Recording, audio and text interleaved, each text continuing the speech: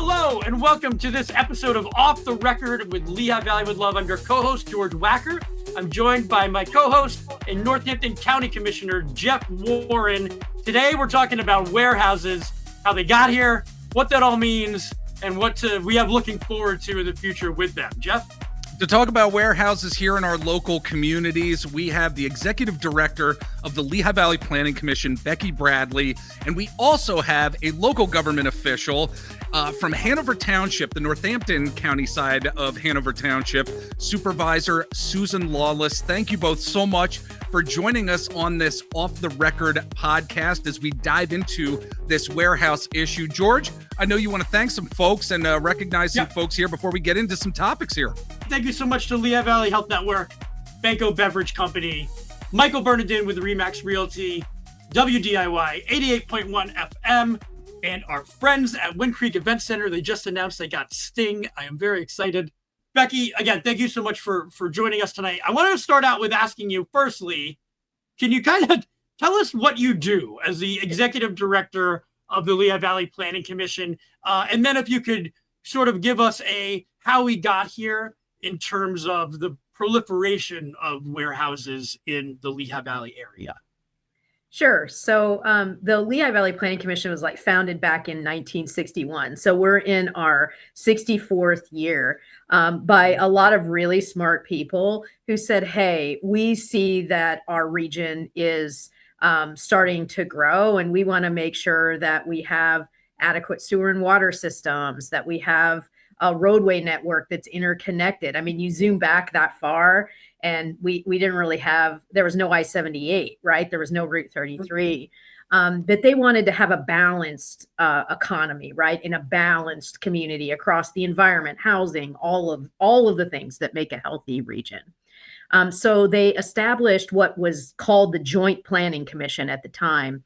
And it just worked on subdivision, land development reviews, and we advise local governments unless they defer their responsibilities to us. So most local governments have final say on land developments, but we go through things and check traffic studies and other things for them, make sure it makes sense in context of the by-county goals, which are set in the regional plan, future LV.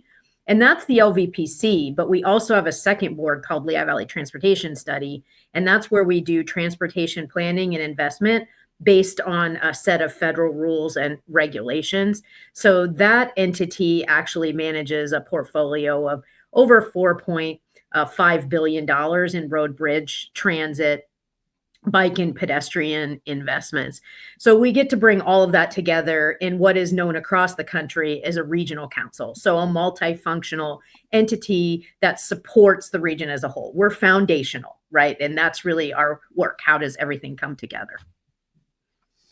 Okay, and that's a good kind of primer on the great organization and everything they do, because it's something too that people just don't on their daily lives, I think about all the work that's going on behind the scenes and all this planning. They just see the result of it and then complain about it. Like I'm going to do right now, just in terms of talking about warehouses. We joke about it, but we're noticing them. They're clearly, the numbers are up. And just to get an idea of why do you believe that happened, or what data do you have, or can you kind of just maybe educate us a little bit on where this all came from? Sure. I mean, let's go way back in the Wayback Machine. We have a 290, nearly 90-year-old, crazy industrial economy, a huge industrial heritage that started way before even the D&L Canal. So we've kind of had that is one of our defining characteristics, but by no means is it the only defining characteristic we have. And that's the balance we're trying to find. Mm-hmm. But let's zoom forward to 2015. That's when the commission, and again, we see every subdivision land development plan provide advisory guidance by and large, except for a small group of boroughs. So zoom to 2015, and we really start to notice that we're seeing bigger buildings. We're seeing a larger variety of industrial type uses going into these bigger buildings. And that's when we saw about 3.48 million square feet approved in a single year, of which 3.2 million was warehouse logistics, and like 258,000 was manufacturing. Manufacturing, by the way, usually needs a smaller footprint than warehouse logistics. So we were like, why is this going on? And I mean, fast forward today, and really we're in a situation where we've seen over 48 million square feet approved by local governments since 2015, making like our industrial market in Eastern Pennsylvania. So not just the Lehigh Valley, but Lehigh Valley, Lackawanna, Luzerne, Berks, Lebanon, that whole area, our industrial footprint is now almost equal to what you see around the port of New York and New Jersey. So we were like, why? What's going on here? A couple of things. One, Pennsylvania is a right to develop state compared to New Jersey. And so if a local government has a use of allowed in its zoning, you can't really deny it. Our tax structure is more friendly to business. In addition, we have had traditionally lower land prices than New Jersey. Then throw in these wild card things like Hurricane Sandy in 2012. And the entire coastal zone at the Port of New York and New Jersey is wiped out. Then all of a sudden we see this growth in not just manufacturing, but warehousing from especially grocery stores. Like we've had a Trader Joe's. Yeah, I know, right?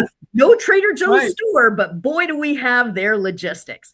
So, at the end of the day, we're monitoring the economy really closely because you have to understand the why in order to be able to advise people or to help them navigate the good, the bad, and even sometimes the ugly.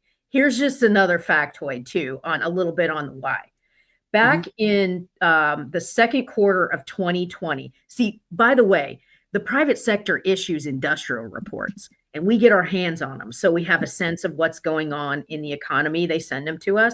So second quarter 2020, for the Lehigh Valley overall, the asking lease rate per square foot per year for any industrial building was $4.95 per square foot per year. Fast forward to fourth quarter 2024, so just through the end of December, our effective lease rate is $11.29 a square foot. Wow. So what that tells you is they're making money and lots of it. And so that also is an indicative, because all this stuff's private sector driven. So that's indicative of why as well. I mean, we talk about the good, the bad, and the ugly, and the money that is being made by so many of these companies, Becky and Susan. I'm going to get to you in just a bit here, but to kind of follow up and to continue piggybacking on what we're talking about here, I was hoping we could look at some of the numbers in terms of what warehouses have actually meant to the local Lehigh Valley economy in a little bit more detail here. From data that I've read, I believe we're at about 40,000 people here in our Lehigh Valley community who are employed by warehouses or the companies that are in our warehouses here. With the work that you have done at the Lehigh Valley Planning Commission, Becky, over the years, what has been the overall economic impact of the warehouse community, whether it's, Northampton, Lehigh County, Lehigh Valley as a whole? Sure. That's the gajillion-dollar question, right? And you're right, it is 40,000 people, and that's working in the buildings as well as trucking and truck drivers, so transportation. And that sector in our economy is only second to healthcare in terms of total employment. So it is our second largest sector, but that also includes things like manufacturing. So there's a lot of things that happen in these buildings. I think that's part of the reason why they're so confusing to folks too, right? Is you can't see in them. You don't know what's happening. You don't know, like part is storage, part is like manufacturing, like what is happening, right? And I think that's part of it. I think too, our effective minimum wage has gone up over $15 an hour. At one point, we heard it was as high as $20 an hour per the Workforce Board, Lehigh Valley, which is a partner of ours. And so it has helped to some extent improve wage growth for people that may have low skill levels. And as retail has declined, that has helped absorb some of those jobs. But again, we look at everything very neutrally. So it's not, good or bad. This is just really what's happening on the ground. One thing I think is really interesting is we've been just wrapped up an Eastern Pennsylvania freight infrastructure plan. And as part of that, so that's goods movement. Part of that, we looked at how much the value of the freight just moving through the Lehigh Valley is. And it's over $60 billion per year of freight that's moved on our roads between those buildings and other destinations, either inside the Lehigh Valley or to other places. And it's estimated to grow to $100 billion per year in revenue by 2050. Wow. So in terms of overall impact to our economy, there's the jobs piece, but there's also the overall economic piece of it. I know some of our local governments love the tax revenue from the industries. They may not say it publicly, but they'll tell you privately, right? The real estate transfer tax has helped the counties. It's helped local governments. But again, those are just some of the economic reasons. And all this is driven by the private sector. It's not driven by the public sector. Right. So I think that's a key part of this too. Yeah. And Susan, to bring you into the conversation here too, you are a Hanover Township Supervisor, Hanover Township, Northampton County. Like Becky did, do you mind kind of telling us, what your service is to the community as a township supervisor, and then we'll get into the topic that I wanted to dive into with you. Sure. Well, thank you for having me. I know Becky very well. I was a Lehigh Valley Planning Commissioner for about 4 years and gave me a tremendous education as to my role in terms of planning and zoning on the Board of Supervisors. Local government, I think, has a tremendous amount of impact on the quality of their constituents' day-to-day lives. We take in tax dollars and maintain the local roads. We decide how we're going to offer recreation in things like public pools and community centers. We don't deal, thankfully, with what I'll call the culture war issues, guns, abortion, civil rights in a sense. But I do think we have a lot to say and a lot of impact on the quality of people's day-to-day lives. Jeff, you and I served in Hanover, and one of the things we were very proud of was bringing back the preschool. Yes, the preschool program at the community center. Yeah, post-COVID to bring that out. So I think we have a big impact, and one of those big impacts is on planning and zoning. Yeah. What comes into the township. Absolutely. Well, I really wanted to get into, I'm glad you mentioned, Susan, that we had served together on the Hanover Township Board of Supervisors some years ago. And, you and I both have had conversations in the past, just to pull back the curtain in full transparency about how some of these warehouses in Hanover Township and even outside of the township have been both, good and bad for the economy in various ways. I mean, we've seen an expanded tax base.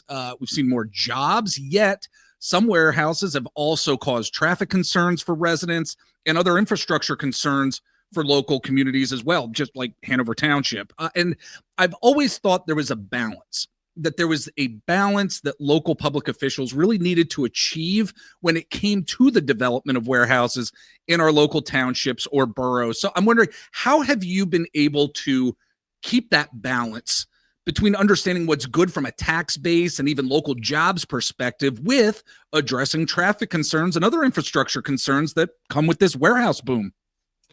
Well, I think the theme of balance is appropriate. No development type is either good or bad, saintly or evil. Yeah.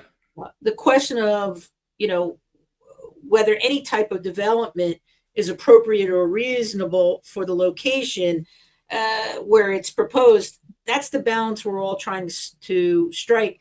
And as I understand it, that is the goal of all public planning. When I'm looking at something, I'll just speak for myself, not as the board as a body, but I try to look for what I call the 55% of the constituency that's at the middle. One end of the spectrum, you have no development ever anymore. Right. Is the only good development. Right. On the other end of the spectrum, you have a view that if the development turns a tax dollar, then that's appropriate good development. Right. And neither is appropriate in a viewpoint, and neither is realistic, right? Particularly in those parts of the Lehigh Valley where you're adjacent or proximate to Route 22, Route 33, or 78, right? So I would say one thing I have learned, and I rely on, is the old real estate adage: location, location, location. Yeah. I don't really feel personally forced to do anything because location, location, location. Right. I want to have a conversation with developers wherever I can. The second item that I rely on a lot is that old adage that knowledge is power, right? And I can only speak from my perspective, but I have found that all boards, at least Hanover does, we operate this way.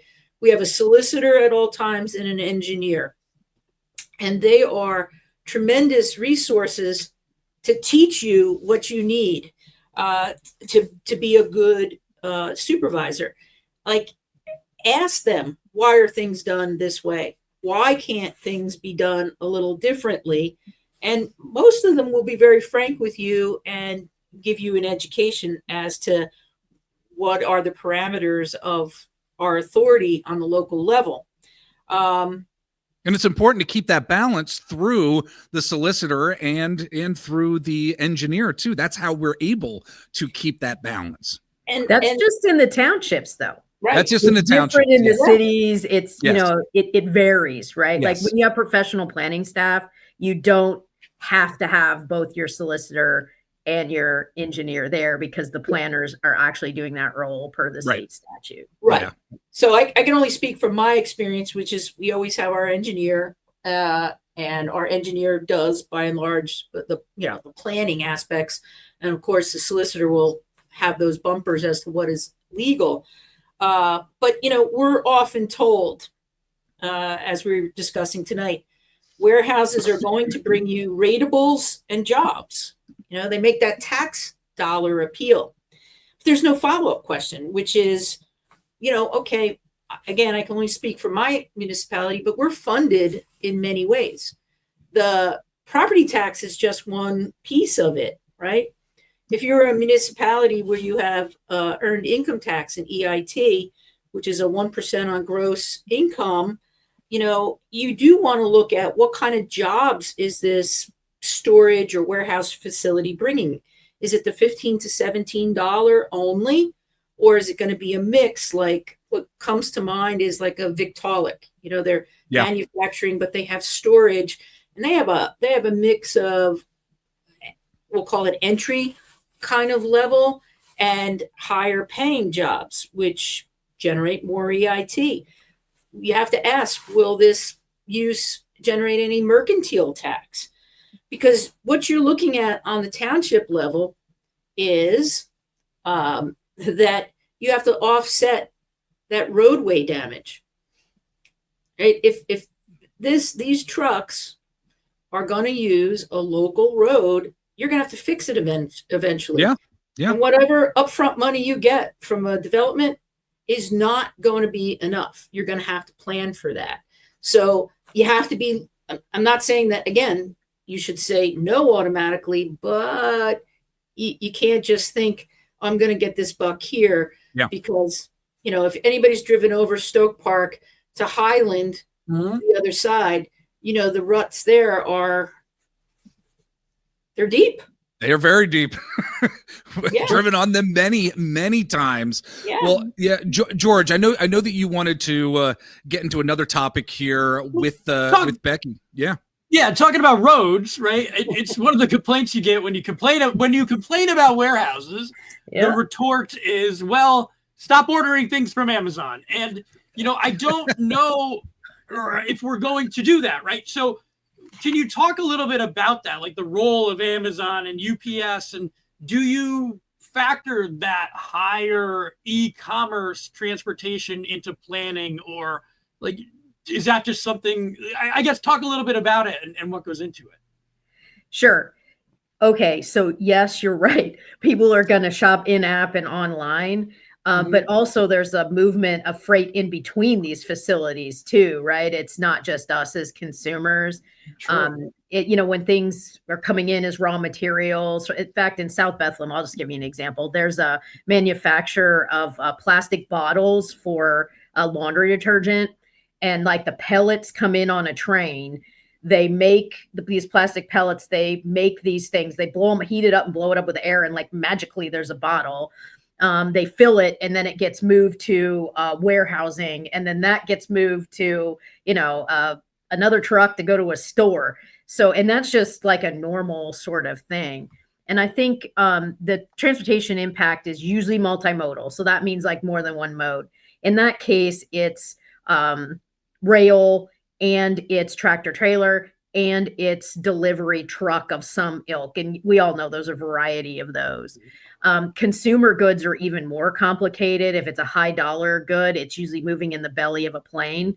And then it's going, into onto a truck, to a warehouse, to potentially a store, potentially to you, via an Amazon type van or something along those lines. So everything is inherently complicated, and a lot of things are even coming over on ship, going into the ports, then going on to trucks or trains, it's a lot, right? Like, let's be honest about it. Yeah. So the transportation impacts are huge. They're absolutely huge, and they're unavoidable anytime that you have a lot of freight-based industry. So looking at it from a systems approach is absolutely critical. Susan's right. The impact to local roads are very intense. Now, how does that relate to the transportation planning we do? Well, we have to look at not only the local roads, but what's owned by the state government as well, what the bridge infrastructure is. Sometimes those are locally owned bridges. Sometimes they're county-owned bridges. Sometimes they're state-owned bridges. You even sometimes will see some privately owned roads. And so that makes it complicated. So we look at this system overall and what the impacts are. Now, I'm going to throw another wild card into it, but just because it's so important for people to understand like how complicated this whole industrial economy and industrial buildings and the impacts are, is the average length of lease on one of these buildings is 7 years.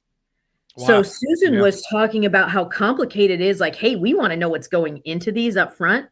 Most of the time, the developer doesn't even know. Yeah. And if they do know, it could shift very, very quickly. Mm-hmm. And we have an extremely low vacancy rate in the Lehigh Valley for those facilities as well.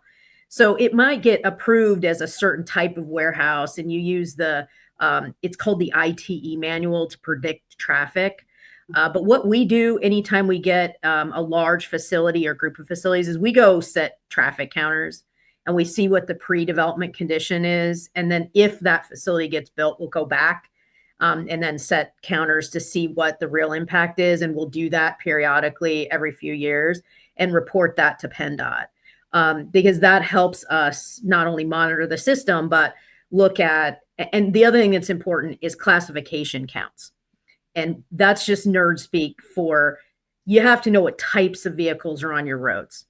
Here's a good example. South Bethlehem again. Yeah, sure. There's two like twin Walmart.com warehouses. They're about the same square footage. It's like 500,000 square feet each, like right next to each other.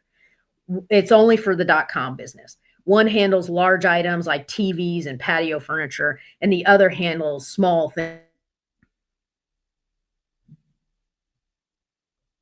A small bag of cat litter, right? Like it would come out of that warehouse. The employee profile is almost double of the one that handles the smaller items. And that's like well over 500 people. And during the holidays, it can even go higher than that and potentially double than it is for the people moving the big items. So even within one company that has buildings of the same size, the number of cars going in and out, the number of trucks, the number of delivery vans and stuff is going to vary widely. And then throw on the fact that it could change in roughly 7 years.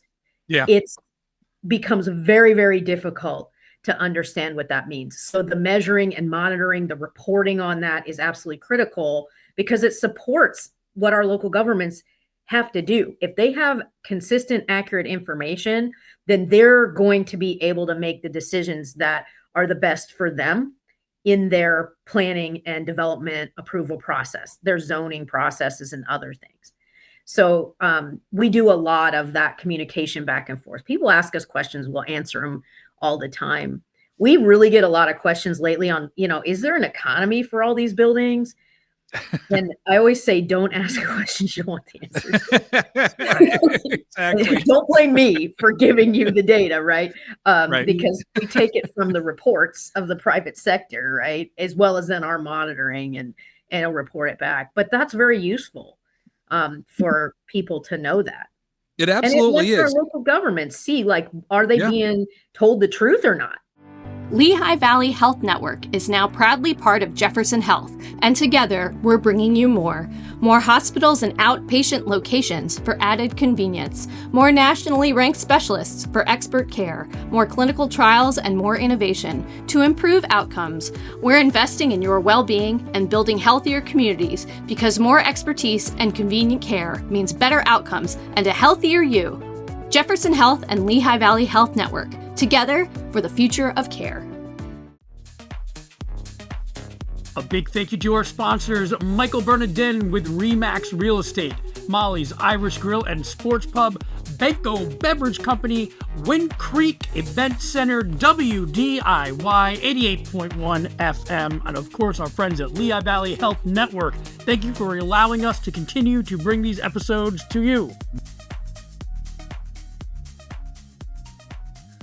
Well, Susan, I really wanted to talk about, an offshoot to what Becky was just talking about, because as local government officials, we cannot always say no to development. You and I have been through this. And when I was a township supervisor there in Northampton, or in Hanover Township, Northampton County, in fact, local governments really are strapped in terms of approving and not approving projects within their townships and boroughs because of state law and at times outdated municipal codes. So I think it's important that folks really understand that and realize that when it comes to their local officials and what can and cannot be approved. So what do you want folks to know about the actual local government process when these development issues, warehouse issues really come before our local township boards and councils? What are your thoughts here to this? Well, I don't have a magic wand to upgrade the municipal planning code at the state level, which is, half a century old. But if you are talking to your representatives, if you're a constituent and you're talking to your representatives that represented us in Harrisburg, you can bring it up as a concern. It needs to be looked at. And I know the LVPC has made proposals to give us a little more modern, yes, they have, levers, but it's not going anywhere. But there are tools we do have, right? And again, I feel like the younger sibling here, because Becky knows planning inside and out. But if a municipality feels it has enough of these buildings, whether you call them warehouse or storage, the board, whatever the lead governing body of the municipality, needs to take steps to redirect that development elsewhere. All right. Planning regionally via, regional comprehensive planning groups, something that Hanover did recently, is one way that you can get some help from your neighbors who may have more of a land available for this. Yep.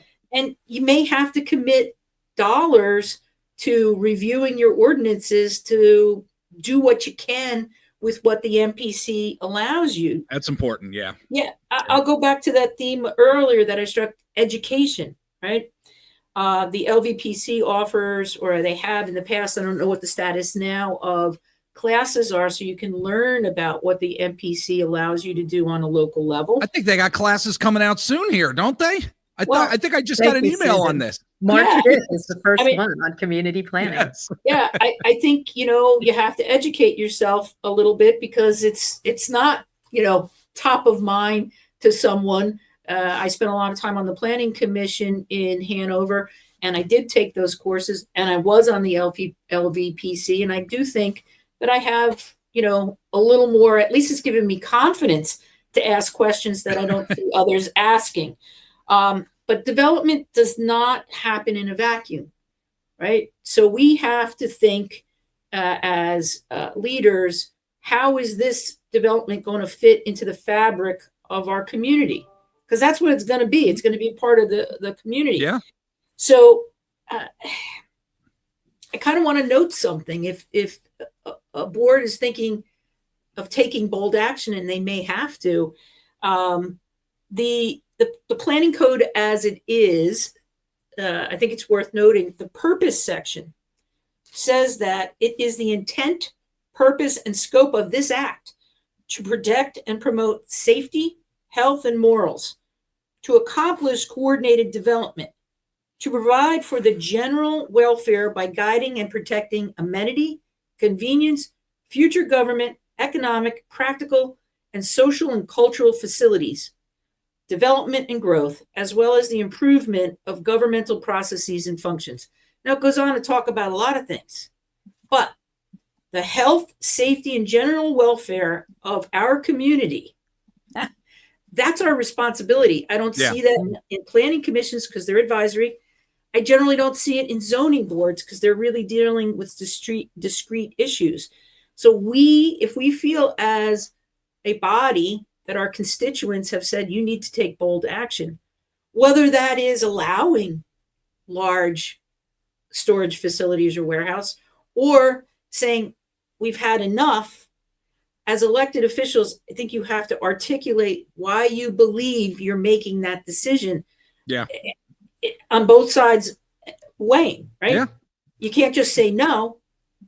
If you're going to say no, you better start preparing and doing something. Absolutely. Yeah, absolutely. It's a fantastic point. You and I have been on the side of approving and not approving certain projects within the township over the years. But George, moving along with the conversation, I know you wanted to talk to Becky specifically about what's going to happen with regard to preserving farmland and open space here. Sure. I mean, it can be depressing. Like I spent a lot of time on Google Maps and looking around stuff, and sometimes it's depressing. You look at some of these swaths of land, like the Lehigh Valley is a big place, but eventually we could run out of it. How do we preserve spaces like farmland? Like, I think we've all driven by some areas and we'll see signs like this is, farmland that has been preserved. What does that mean? Is that something that we can continue to do? And does that, help us to preclude against maybe some of these large buildings in some of our neighborhoods? Zoning does more in the immediate, right? And Susan did a great job, explaining how all of that works, right? Like, zoning tells you what you can and can't do on a property. So if you're in a multi-municipal comprehensive plan, just to kind of underline what Susan said, you can share with your neighbors. Otherwise, under that very dated state code, 8 tracts were hot when that was written, right? If that tells you anything. It really hasn't been updated substantially since then. So I wasn't even born yet. So that makes me feel young. But that aside, all kidding aside, if you're in a multi-municipal plan, you can say, okay, my community has these uses and I don't want these other ones, but my neighbors in that plan have them already. And so, you can basically say, all right, we have that covered in our code. And that's coordinating your zoning. You don't have to give up any authority or anything like that, but you can coordinate it if you have that general set of goals, policies, and actions. Nazareth area has that. Yep. Hanover Township is in that. We have 38 local governments in some form of multi-municipal plan right now. So they can then coordinate those uses. That is the biggest way to say, okay, this doesn't make sense here, but it may make sense here. Otherwise, you have to accommodate every use that anybody can think of, from smelting plant to adult bookstore. Mm-hmm. And you got to be careful with those LULUs or locally undesirable land uses, and each community defines what a LULU is to them. Mm-hmm. And so from there, That's you write that into your zoning code into areas where you can match your infrastructure, your sewer, your water, your road and bridge infrastructure, your transit systems into that. Other ways to do it is through official maps. And those maps are a tool that's in the toolbox for local governments where they say, you know what, this is where our school district would like to expand. This is where we want to do more parks, rec, and open space facilities. Here's where we might need more public works capacity, more water plant, water facility or a sewer facility. And then it protects the local government when they go to purchase the land for that project. It also allows you to document where you have things. So that's a method of managing your land use. And then the farmland preservation program, super awesome. In fact, about 10% of the Lehigh Valley's land right now is in preserved farms. So how that works, it's a lot, but of course there could be more, is those farmers that own that land voluntarily decide to sell their development rights for an agreed upon payment. And it is paid for both by state dollars and county funds. So both counties have farmland preservation programs. Lehigh County has a farmland preservation program. Northampton County has farmland and open space. So that can take care of your woodlands, protected meadows, some stream locations and floodplains and other things like that. So there's a little bit broader, but that doesn't have the ag match in the same way. So they have some more complicated components, but allows them to do a little bit more because that county has decided to do that. So you always want to work with the farmers to protect their land. But a lot of farmers, they just don't want to sell their development rights, and that's their choice. So again, it's completely an individual owner situation. But if they do, both counties are fantastic about working with those farmers and getting them into the farmland preservation program. There's lists usually. Sometimes it takes years to be able to sell your development rights. That's how popular the programs are. And it's a huge commitment by both of our counties and the state to enable those programs and to support their deployment. But it permanently protects that land from further development. And that is hugely, hugely important in just keeping the agricultural economy together, which we have a huge one.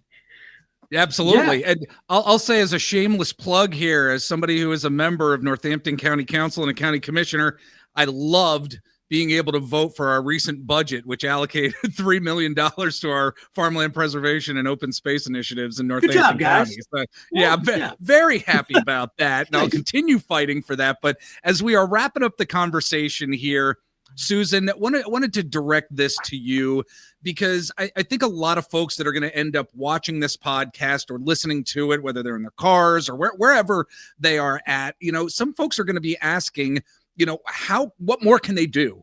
How can they get engaged? So I'm wondering, what message do you want folks to know about getting more engaged with community-based issues such as the development of warehouses or the storage facilities? We only usually tend to see a handful of individuals at our public meetings on a monthly basis. So how can our residents really become more active and just have a better understanding of these challenges that come before our local municipal governments? Because as this conversation has been extremely complex. So what message would you give to folks out there who want to get a little bit more engaged? Well, I just want to throw back real quick to something Becky said. Municipalities also can pass a special tax. You can do this for fire, but you can also do it for open space. It's not for everybody. It's going to take a long time to raise funds, but I believe Lower Nazareth hit the papers recently by buying some land or development rights from Jamble. So there are tools out there, and the only reason I know that is because, I took LVBC classes. I went, was on the commission. But we all know that volunteerism is failing, right? All of us at municipal level know. We hear from our folks on the volunteer fire and EMS. They're starving for volunteers. And it's not because people don't care about their community. It's because, like, when the MPC was established, that lifestyle doesn't exist. Most parents or two-income households is just that. There are two adults out there working. And then, as children get older, I've seen all of my friends and family members go through this. I call it the taxi years. You're driving your kids to events. You're trying to make, junior's basketball game while you don't want to miss your daughter's cheer competition. George and I are Uber drivers for our kids. Right now. I just came from a PTO meeting prior to this. So a lot of people who are interested say, how the heck am I going to do one more thing? Well, first of all, most municipalities put their meetings out on video. You can stream them. You can even ask questions. It's not optimal, but you can send them in by email. But I would say that a very handful of very concerned citizens, they can join together in a loose group. We saw that in Hanover in the last election cycle. Oh, yes. Yep. And those members can take turns, right? It doesn't have to be the same people at the meetings, but it can be a rotation, because they need to make sure questions are asked. And something, nobody has cornered the market on knowledge. A lot of times, people come up with something outside the box you don't think to ask. It's important, and they can share the burden that way. Concerned persons can also partner with groups that already exist. Yeah. Groups that tend to have an environmental bend. The one I think of all the time in our township is the Monocacy Creek Watershed Association. Yeah. There are members there that are always have eyeballs on our agendas. So again, you can, if you join that group or join with them, then you can share that burden. But I would say too, if you can, if your kids are getting towards the self-sufficient end, or you've newly retired, but you still have a lot to offer, apply for a local planning commission seat. You'll learn a lot. Volunteer to be an alternate on the zoning board. You'll learn a lot. And then you will be able to ask more probing questions and help us think outside the box. There you go. We need as much input as possible. Being local government leaders, we absolutely need more input from folks in our local communities. So again, Susan Lawless, Becky Bradley, we thank you both so much. George, I know you're going to finish things off here. Yeah. It's interesting to me because we talk about warehouses, we joke about them. I think Becky will appreciate this because we talked really quickly about our Valentine's. Have you seen our favorite Lehigh Valley warehouses video? I'm going to play this, and I'll leave it in the comments or in the section as well. But it's just like to the point where you made me think of it because there's a TJ or a Trader Joe's on here. Yes. So like we went through, and I used Google Maps to just kind of go through and give an example of some of these warehouses because I just find it fascinating. And we picked them on different criteria. I forget exactly. This is like a year ago. But like this guy, look at him. He's humongous. Oh, up in Northampton. Yeah. The Trader Joe's one is in here, but even like this one, which is like, it's a warehouse in Bethlehem. But there is one in here. There's Trader Joe's. There it is. This is a Trader Joe's warehouse. And I find that really interesting that we don't have a Trader Joe's yet, but we do have a Trader Joe's warehouse. Let's get it done. Yeah. You should edit that video, and where it says Trader Joe's warehouse, put none for you. Yeah, well, people. Yeah. That's why I put it in there. People get so mad. Like I'm like, don't go to the Trader Joe's warehouse, and it is, but it's just interesting and it's fun, and it's we have fun with it, but it's a serious topic, and I'm so happy that you were able to really give us some information to give us a more pragmatic view of this, and there are reasons why we're here where we are, and there's reasons why you see that warehouse going up, and there's reasons why you should attend township meetings. Yes. And to educate yourself. And you were even mentioning the planning commission, those classes. We'll drop those in our comments and our show notes as well. And get out there, get educated, get doing something. So, absolutely, folks. Thank you, Susan. Thank you, Jeff. I appreciate your time. Try to stay warm. Yeah, that's right. Good night.